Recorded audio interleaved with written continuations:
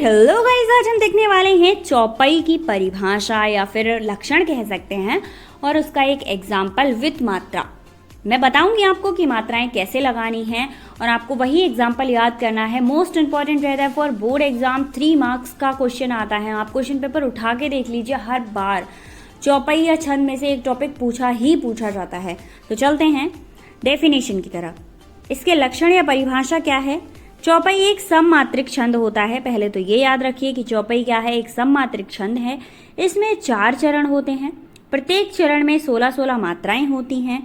अब ये तो हो गई आपकी एक मोस्ट इंपॉर्टेंट या डेफिनेशन वाली लाइन जो आपको लिख देनी है, ठीक है। इसके बाद ये जो है उसको मैं समझाती हूँ क्या है। पहले आप देख लीजिए कि 4 सममात्रिक छंद है और इसमें 4 चरण होते हैं। मैं आपको दिखाती हूँ कि 4 चरण कैसे होते हैं। पहला चरण आपका वदौ गुरु पद पदुम परागा, दूसरा सुरुचि सुबास सरस अनुरागा, तीसरा पद अमीय मुरिमे चूरन चारु समन, और चौथा पद है सकल भय रुज परियारु। ये हो गए आपके सारे चरण। और इन सारे चरण में मतलब इस चरण में 16 मात्राएं होंगी और इस चरण में भी 16 मात्राएं होंगी, इस चरण में भी 16 मात्राएं होंगी और इसमें भी, ठीक है। अब इसका लास्ट यहाँ पर लिखा है अंत में जगण्य और तगण्य का प्रयोग निषेध होता है, अर्थात चरण के अंत में लघु गुरु नहीं होने चाहिए। मतलब ये वाली सिचुएशन जो आपको दिख रही है ना, ये वाली, ये नहीं होनी चाहिए और ये वाली भी नहीं होनी चाहिए। तो इसके लास्ट में क्या, ये वाली सिचुएशन है, इसके में ये है और इसमें ये है, इसमें ये है। ये वाली सिचुएशन कहीं पर भी नहीं है। कौन सी सिचुएशन होनी चाहिए? देखिए यहाँ पर दिया है कि 2 गुरु साथ हो सकते हैं या 2 लघु साथ हो सकते हैं या लघु और गुरु साथ हो सकते हैं। तो फर्स्ट वाले चरण में आपको 2 गुरु साथ मिल रहे हैं, सेकंड वाले में आपको 2 गुरु साथ मिल रहे हैं और थर्ड वाले में भी आपको 2 लघु साथ मिल रहे हैं और फोर्थ वाले में आपको 2 गुरु साथ मिल रहे हैं। आपको अच्छे से समझ आ गया होगा।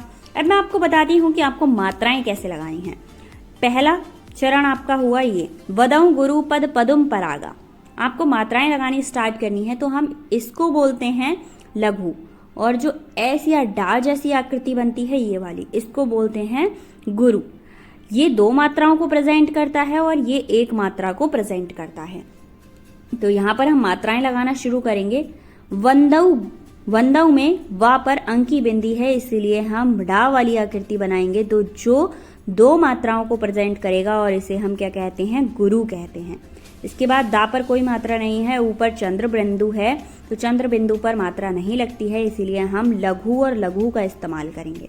तो हमने क्या किया यहाँ पर बंद, मतलब जहाँ पर मात्रा है वहां पर हमने किया है गुरु का इस्तेमाल और जहाँ पर मात्राएं नहीं है वहां पर हमने एक मात्रा लगाई है।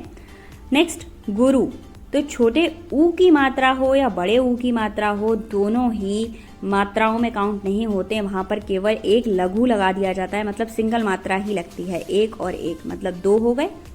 पद पा दा 2 शब्द हैं तो 1 और 2 मात्राएं हैं, ठीक है, सिंगल दोनों के लिए।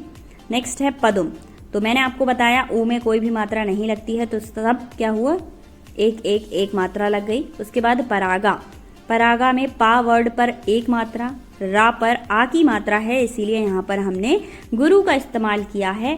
एस जैसी आकृति 2 मात्राओं को प्रेजेंट करती है। और गा पर भी आ की मात्रा है तो यहाँ पर भी हमने एस का इस्तेमाल किया है जो 2 मात्राओं को प्रेजेंट करता है। अब आप काउंट कर लीजिए इन सारी मात्राओं को। एस के बदले में आपको लिखना है 2 और 1 के जो ऐसी आकृति है इसके बदले में लिखना है आपको 1। तो अगर आप काउंट करेंगे तो 2 3 4 5 6 7 8 9 10 11 12 और 4 16, कितना हुआ इसका टोटल 16। पहले पद में क्या है 16, मतलब हमारा पहला पद सही है। चलते हैं नेक्स्ट पद की तरफ। सुरुचि सुबास सरस अनुरागा, उसी तरह से आपको मात्राएं लगानी हैं। सु यानी ऊ की मात्रा है, रा पर भी ऊ की मात्रा है, चा पर ई की मात्रा है, छोटी और बड़ी ई की मात्रा पर भी कोई मात्रा नहीं लगती, मतलब 2 शब्दों में 2 मात्राओं में उसको काउंट नहीं करते हम।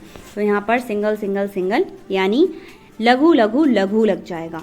सु बा सा, सु ऊ की मात्रा है तो सिंगल मात्रा लगेगी, बा क्या है गुरु है तो 2 मात्राएं लगेंगी, सा क्या है सिंगल है तो सिंगल, यहाँ पर सरस तीनों शब्द सिंगल हैं तो एक एक एक यानी लघु का प्रयोग किया गया है। अनुरागा में अ और ना सिंगल मात्रा लगेगी और रा पे आ की मात्रा है, गा पर भी आ की मात्रा है, इसीलिए यहाँ पर हम गुरु का प्रयोग करेंगे। अगर आप इन सभी को काउंट करेंगे तो 16 आपको मिल जाएगा। दूसरा चरण हमारा कंप्लीट होता है। तीसरा चरण यहाँ पर है। सारी मात्राएं मैंने आपको लगानी बता दी हैं, होपफुली आपको समझ आ गई होंगी। थर्ड ये है, ठीक है। सब में क्या है 16 16 16 मात्राएं आपको मिल जाएंगी।